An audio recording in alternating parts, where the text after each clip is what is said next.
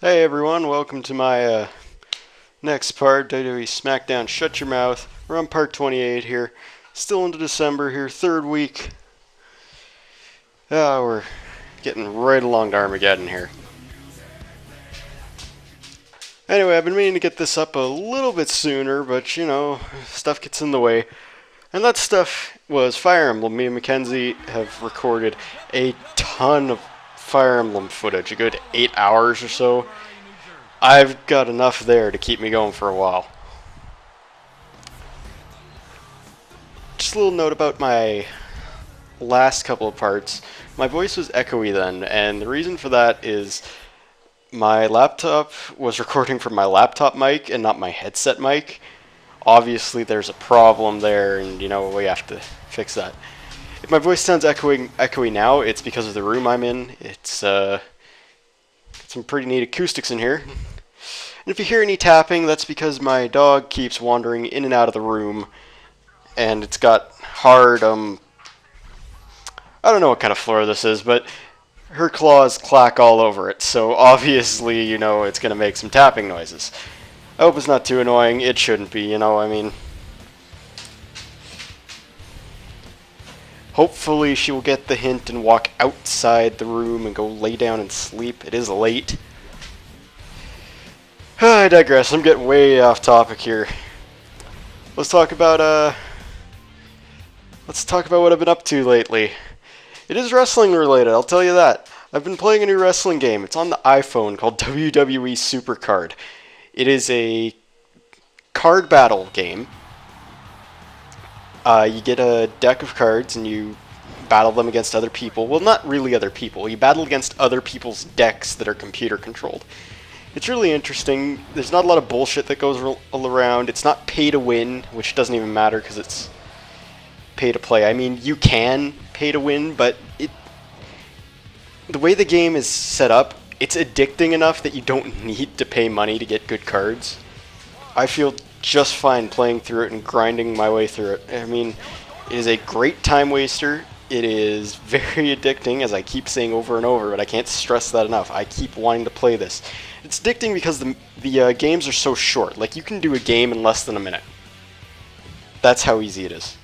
It's really simple to pick up. Once you get all the nuances down, it's a really fun ride. I'm enjoying it right now, and I'm just getting some cards all leveled up so I can go on to King of the Ring here. Very fun game. I highly recommend it. It's free. You don't have to pay anything. So give it a download if you're interested in card battle games or if you're interested in WWE. I'm interested in both personally. Well, I would still be interested in card-based battle games if the games I still played were played regularly. I mean, as far as trading card games and collectible card games go, I started with Pokemon, but who didn't start with Pokemon? And who ever played Pokemon correctly back in the day? It was basically you take the cards you have and you battle them using their hit points and the card effects. That's it. No one ever learned to play the game legit. I only learned to play it legit after like a couple of years through it, and I didn't even play it like that. I mean, no one else played like that, so why should I? I just went back to, okay, here's my... I wish I could say that I had that Charizard, but I didn't. My brother did, and I always envied him for it, but I never had that Charizard, so... But you get what I'm saying. I played Yu-Gi-Oh! Just like everyone else, and Yu-Gi-Oh! Is still going strong, but I don't know if I could get back into it now. I mean, there's all kinds of new shit going on with that game that... It's probably easiest if I just don't go back into it at all. And I went to a bunch of other ones. Back in the day, I was a big card game nut. I mean, I was trying out any of them that I could. Obviously, Pokemon and Yu-Gi-Oh! Were big ones, and those were big ones that were popular. So that's definitely saying something there. But I also got into Digimon, which was a really bad card game because of how confusing it was to play. Can't recommend that one. Harry Potter, which I can't remember at all. Neopets, which I can't remember at all. Yeah, those last two weren't very fun. I just got into them just because I saw them, and I'm like, hey, this could be cool. Yeah, I regret it. But the one that I played the most was the Dragon Ball Z collectible card game. I have cards from every set of that released up until the GT set, and I always wish that I could have taken place in tournaments, but you know, they didn't have any around here. But I always had a lot of fun playing that game, and you know, I'd still have fun playing it today if it was still supported. I still have all my cards, I still go through them every once in a while. I used to play against myself because no one would play with me. That's how sad I was, and that's how much I enjoyed the game. But yeah, it's that love rekindled for those card-based battle games that's got me into this WWE Supercard, and it's a lot of fun. I will admit, it is a lot of fun. And if anyone asks, no, I don't play Magic just because I don't really want to invest in a whole new card game right now. They are expensive. I mean, yeah, you can get a starter deck, but it's a very basic deck. That's what they're, hence the name starter deck.